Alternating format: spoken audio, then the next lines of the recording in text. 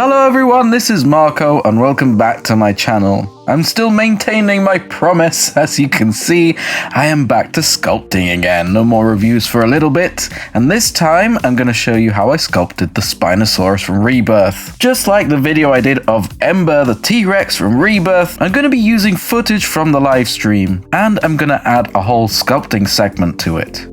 But I have to be 100% honest with you guys. I was not expecting to do a video on this at all. With the T-Rex, I sort of recorded some footage of me altering the model anyway, just in case.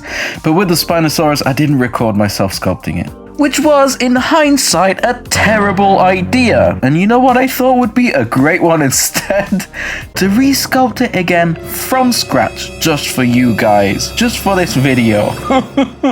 And yeah, I did that just by copying the same exact reference material I used the first time round. Because I just felt bad doing a video with the sculpt already done. And since a lot of you in the previous video said that you wanted to see a dinosaur sculpted from scratch, I thought, you know what? Just because I care, I'm gonna sculpt it from scratch again. These are the lengths I am considering going just to make you guys happy. So really hope you appreciate this. And gosh, I really hope this is worth my time. I hope I get enough views for this. So if you appreciate this gesture, please consider leaving a like and subscribing to my channel, because that really helps out. So at the time of sculpting the first version I did, there was barely any reference material. The only stuff there was from the trailer and some fan art, as well as those official inaccurate looking ones. So I really didn't have much to work with. And since I'm trying to recreate that sculpt for consistency's sake, as I'll be painting in the painting section the first sculpt I've done, I had to use the same reference material I used for the first one.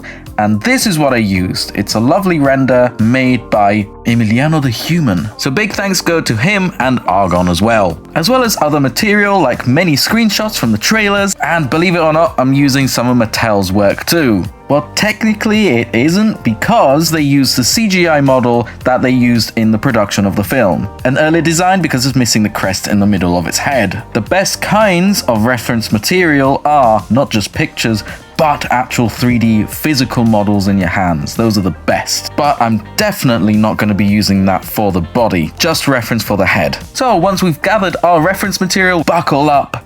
Now we're going to start sculpting this thing.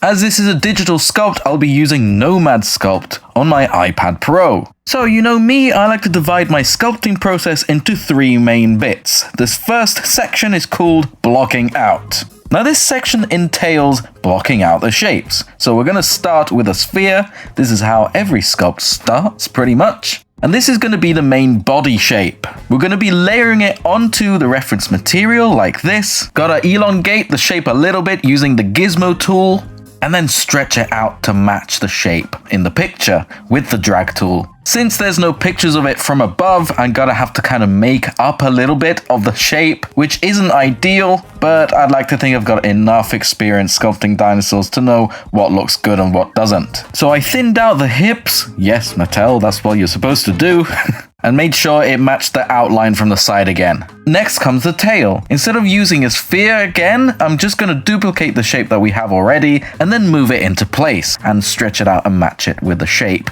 from the picture. And if we flip it and look at it from the top, we can definitely tell that it needs thinning down. That was pretty quick. Now I'll just duplicate this tail shape right here and then move it up to the sail and use that as a base and stretch it into shape. And using the drag tool, I'll make sure that it matches the outline of the sail. Then I duplicated the body part again to use as the neck. I aligned it with a picture, flipped it, and then made sure it wasn't fat, and tried to blend a bit of the shape with the rest of the body. The thing is, all these parts are separate, so what we want to do is join them together and remesh it all as one piece, like this. You'll be seeing a lot of this throughout the whole video, and once it's all remeshed, we can then smooth the parts together to make them look like they're all one big piece. Luckily, there is a smooth tool, so I grabbed it and smoothed out all of those harsh seams. We're going to start blocking out the head, so I grabbed the sphere, I shrunk it down a little bit and positioned it where the head would be. With a gizmo, I stretched it out, and then with a trim tool, I cut the excess pieces off. From the side view, and then from the top view too.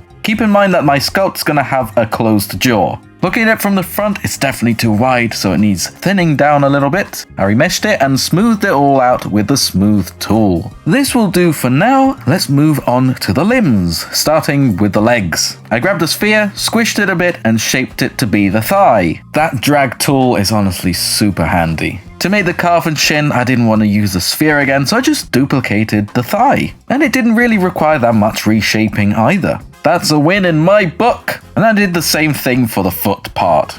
That required a little bit more stretching. I joined everything together, remeshed, and started smoothing. I thought I'd improve the shape a little bit by cutting the excess from the thigh right there. And I added some very subtle hints to musculature with the brush tool. And I defined some shapes using the crease tool as well. Then I blocked out the toes. I made one toe and then copied it over to do the others. That one toe is made of one sphere at the end, or at the tip of the toe, which is where the claw is going to go eventually. And the rest of the toe is another sphere but stretched out, in order to blend in and sort of match with the rest of the foot. I remeshed the toe pieces into one piece and smoothed it out a little bit, and then duplicated it for the other toes, as I mentioned earlier. Then I stretched part of the foot to join the toes together like this, and added a bit of webbing as well in between the toes. I remeshed everything together and smoothed it out, and then with the brush tool I added a little bit more material to blend in the toes a bit better with the rest of the foot. Made sure you can see a bit more of the bone structure on the ankle, and refined a bit of the toe shape with the drag tool. Then I got another sphere and stretched it out, and that's gonna be the dew claw. I used the drag tool to give it a bit more of a toe-like shape, and used the crease tool to add some folds. Once I was satisfied, I remeshed everything together and smoothed it all out. And with the bulk of the leg out of the way, we can move on to the arms. And you're probably like, Marco, why didn't you sculpt the other leg? Well, the beauty about digital sculpting like this is that you can mirror things. So you just have to sculpt something once and then mirror it later on. Easy peasy. Now let's have a look at that arm. I grabbed a sphere and put it where the shoulder should be. Then I duplicated that sphere and elongated it to make the upper arm. I angled it and then duplicated that again to make the lower arm. With the drag tool, I made sure that the shapes would mesh together properly. I duplicated that same shape and made one of the fingers. It looks a bit like a straight sausage, so I grabbed the drag tool and bent it here and there. I duplicated this finger twice, so we've got all three fingers now. But the first finger, or thumb, or whatever you want to call it, is much bigger and bulkier than the others. So grab the drag tool again and made sure to fix that. I joined everything together, remeshed, and smoothed it all out. Now for this next bit, it's something that Mattel always forgets to do on their Hammond collection figures, and that's to add some pecs here. Then I adjusted the neck to make sure it's flush with the head.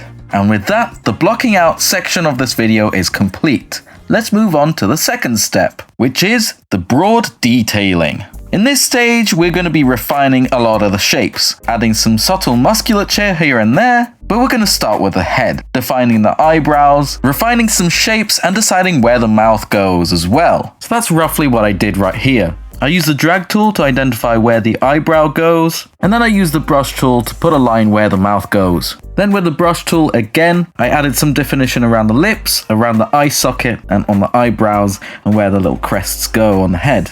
I defined a bit of the fenestra at this point too.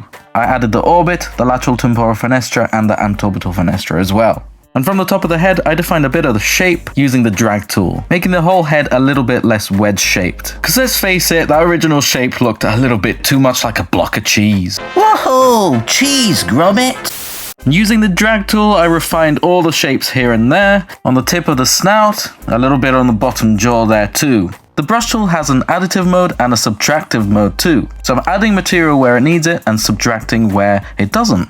Using the crease tool, I defined a bit of the mouth, which rounded off the shapes and definitely removed a bit of that harshness. Looking at a variety of different reference images from different angles made me realize that the bottom jaw needed some work too. Same thing goes with the eye sockets, and I added some more material around the eyes. It's time to add that crest in the middle of his head, the one missing from the Mattel one. I added it by using the brush tool and then expanded it with the drag tool. Looking at different screenshots from the trailer, I tried to replicate the shape as close as I could.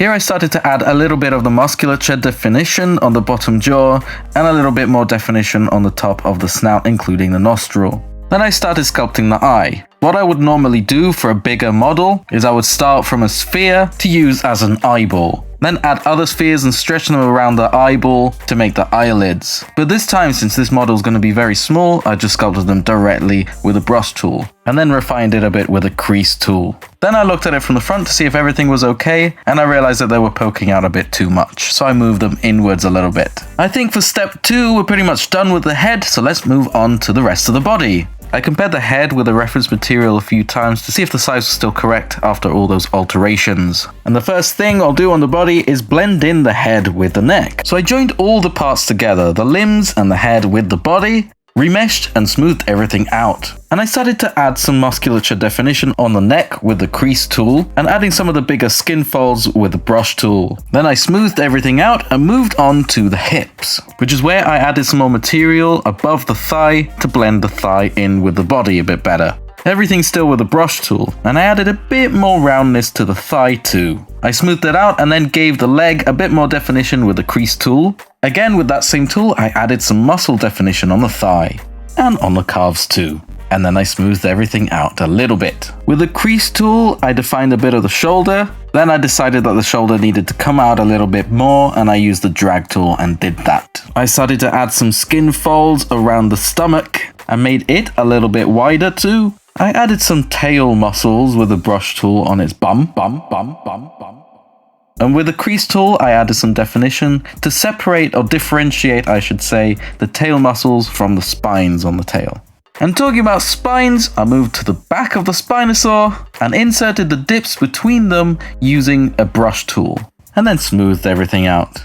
You see a pattern here with digital sculpting and when I sculpt with Milliput. When I smooth the sculpt out here, it's very similar to when I smooth it out with water. So, I'm looking at you, Dogson. You can consider this as its equivalent, but in the digital world. So, everyone, I want you all to grab a virtual glass of water. Remember earlier when I said I was going to mirror the limbs? Well, now is the time. I mirrored the whole left side of the model to the other side. And you might notice that it looks like it's about to give you a hug. So yeah, the arms are way too wide apart. So I made them a little bit closer together. And I did the complete opposite with the legs. It's time to add the claws. I just sculpted one. I started with a sphere. I used the drag tool to make it look a bit more claw shaped, as well as using the crease tool to give it some definition here and there. Once I was happy, I put them on every single toe on the foot. And then I did the same with the hands. But the thumb claw, or first finger claw, whatever you want to call it, is actually much bigger than the rest, so I did that. Since that render is a bit more of a T-pose with no physics, I decided to add a little bit more weight to my model by dragging the tail and the head down a little bit. And with that, we're approaching the final stretch of stage 2. We're going to be adding just a few more details here and there, like some subtle hints at some ribs, some creases on the snout, and I realized that after remeshing the whole thing, the eyes sort of disappeared, so I resculpted those in. Before finally moving to step 3, I need to add the teeth. So I sculpted one tooth, then just duplicated it a few times and resized them to make every individual tooth. I joined them all together and then did some final tweaks to the head sculpt in general. And with that, we're ready for step 3, texturing. Looking at the reference material, I started with the bottom jaw. Using the finer setting of the brush tool, I sculpted in pretty much every single scale. Well, to an extent, just the larger ones. The smaller ones are just kind of scribbled on. There's not really much point in sculpting every single detail perfectly because this sculpt is going to be pretty small once printed out. And this is the second time I'm sculpting this and I don't have the patience for it anyway.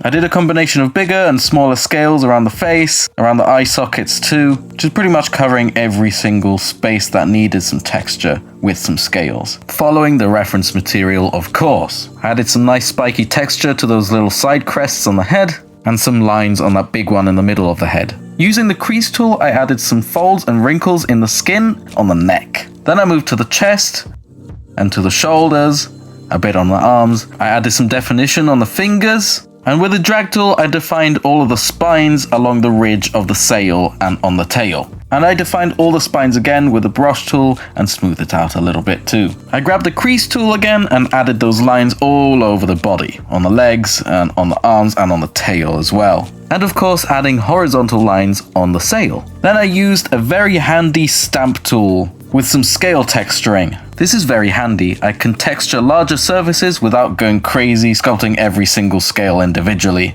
And I did the bulk of the whole figure like this. Then I added a row of bigger scales going down the neck onto the back. I added a couple more skin folds between the neck and the jaw, and then I defined some nice big scales on the knees. Love doing this part, including adding a couple more skin folds here and there, just to give it that extra texture. We don't get a good view of the stomach and the belly in general, so I just decided to put some bigger scales there. And I blended everything in by adding a ton of lines on the underside. I sculpted in some missing texture on the arms and added some really cool crocodilian looking texture and scales and scoots on the back of the arms, just like as I saw on the reference material. I added some more definition on the fingers and sculpted in all the scoots on the fingers. Then I did the same thing on the toes. Then I added some nice compressed looking skin folds on the back of the foot and a few scales here and there. I stamped my logo on the foot, and here we go, the sculpt is done. But before showing you the final sculpt, I want you to guess how long this thing took for me to sculpt from scratch in total. I'm going to show you in just a second, but just come up with a guess. And once I tell you, I'd like you to comment in the comment section down below your guess and see if you were close enough. So here we go. The total sculpting time was 2 hours and a half. How close were you? Depending on the model, sculpting from scratch can take much longer, if not weeks. I'm quite known to be a very quick sculptor. Yeah, I just find it really fascinating to see what people think, you know, how long they think it took me to sculpt this. If I was to sculpt something that had lots more detail, it would definitely take a lot longer, a few days, depending on the model, possibly even a few weeks. This is the final result. I think it looks alright, and here it is compared to the previous original one that I did. They're a bit different, interestingly, but I hope this gave you an idea of the process of sculpting from scratch. I didn't record myself preparing this for printing, but if you want to see a more in-depth video on how to prepare things for printing, I recommend watching this video right here, where I go ahead and show you exactly what to do importing the model, sizing it, hollowing it out, adding supports, slicing it, and then putting it into the printer and printing. Unfortunately, the printing time-lapse recording failed on me, but after printing and cleaning, this is the print right here. As you might have seen from last week's video, I printed this thing with the Rex. And now we're all set, we can finally get to paint this thing.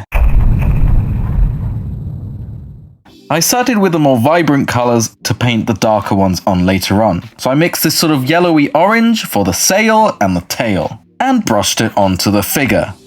I then got a little bit of red and applied it to the very top of the figure and blended it in to create this sort of gradient. Then I mixed this sort of grey, brown, green color. It doesn't look very appealing, but that's going to be the color of the body. I applied it to the bottom half of the figure and then painted in some stripes all over it, leaving some blank spaces so it looks like the yellowy orange is actually the stripe on top of it. And then I repeated the whole thing on the other side because, say it with me, we do not want a lopsided dinosaur.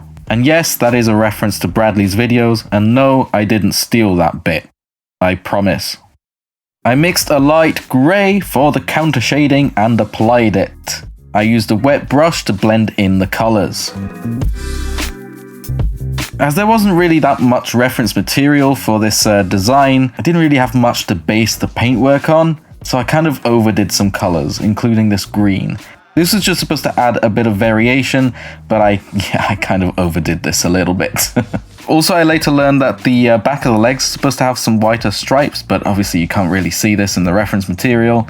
But yeah, I applied some of that green and a bit of yellow pretty much everywhere. I mixed some watered down teal to add a bit of sort of a bluey green tinge to some areas, like the creases between the legs and the arms, and so on. Also, I'd like to apologize if the footage is a little bit blurry, but this is because it was originally a live stream. I added a little bit of the counter shading over the lips as well, and then used some black to define the mouth line a bit better. During the live stream, I was talking about my purchases at DinoCon, and here's a quick shout out to Dinosaur Skeletons. We got this lovely compy skull, and my goodness, this thing is gorgeous. And Alex, the dude that makes them, is incredibly talented. I highly recommend you go and follow his Instagram page, Dinosaur Skeletons, and get yourself a nice model. Anyway, going back to painting, I got some black and sort of lightly brushed it underneath the legs and a bit on the neck too. Then I added a very subtle dry brush with some light grey over the whole thing. I added a black wash underneath the tummy to bring out those nice scales. With some off-white, I painted in the eyes. With some black, I painted in all of the claws and the eye pupils too. As a final touch, I gave it a light dry brush on the tummy with some white. And here it is, next to that Rex that we did last time. And this is it in all of its glory. Let me know what you think in the comments section down below. If I painted this more recently, I would have done a better job in terms of accuracy, as we now know that the colors are a bit less green and it has some stripes on the back of the legs too. But overall, I think it looks good enough regardless. Let me know if you want me to print more of these and paint them up like the rest of the Spinosaurs from the film. If you think that's a good idea, I can do that. I'd like to thank all of my Patreons, and I'd like to give a shout out to my Discord moderators too. They do a great job, and I really don't show my appreciation to them as much as I should, so thank you so much, guys. But if you want a place to hang out and be dorky together and talk about dinosaurs and figures, feel free to join my Discord. The links are in the description. Don't forget to like the video and subscribe if you enjoy my content. That really helps a lot. Thanks so much again. See you in the next one. Stay safe. I would like to give a massive thank you to all of my Patreons. Seriously guys, your support really does mean the world to me, as it helps me do what I love for you. You help me buy materials, and most of all, you give me a helping hand with improving the quality of the content of my videos. Even if it's just a small donation, every little helps.